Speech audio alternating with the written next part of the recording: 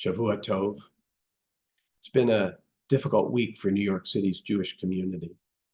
The despicable demonstrations outside the Nova exhibit, the vandalism of homes and threats made against the director and board members of the Brooklyn Museum, the protesters who entered a subway car declaring Zionists should identify themselves, the vandalism outside Park Avenue Synagogue, all remind us that though some of the encampments may have been dismantled on university quads as students have gone home for the summer, anti-Semitism takes no such vacation.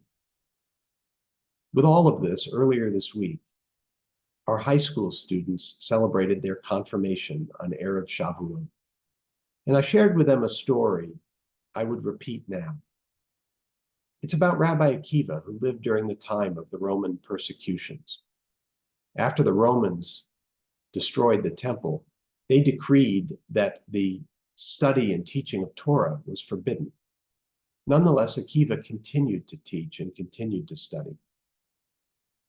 One day, his friend Papas Ben Yehuda found him standing before a large gathering of students.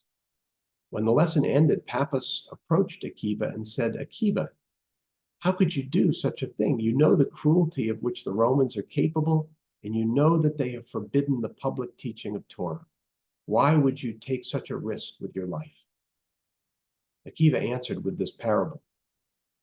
Once upon a time, there was a fox that prowled hungrily by the side of a river, looking at the fish swimming back and forth in the water, trying to figure out how he might catch his dinner. The fish were themselves trying to escape the fishermen's nets, and that gave the fox an idea. He called out and said, "Why don't you come up here on land with me? In the water, you are in danger of being ensnared by the fishermen. Up here on land, I will watch over you.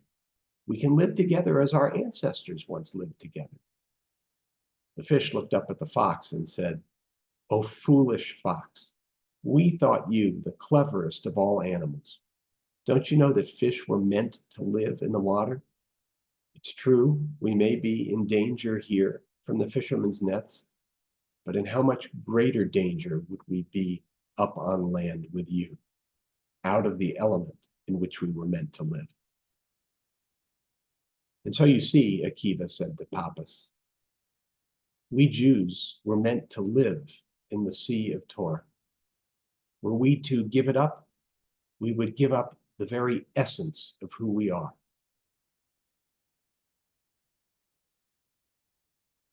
Each of us has a decision to make.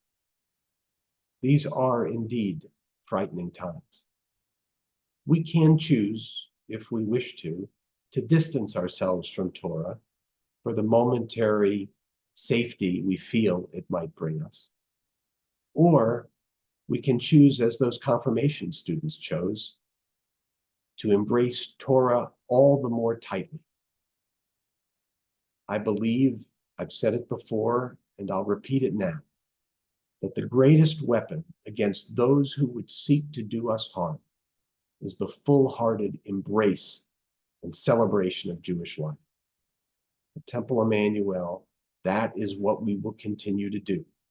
We are grateful for New York City's police department that watches over us, and we're grateful for our own security team. Here we will continue to celebrate the values we hold dear and the traditions that sustain us. Shavua Tov.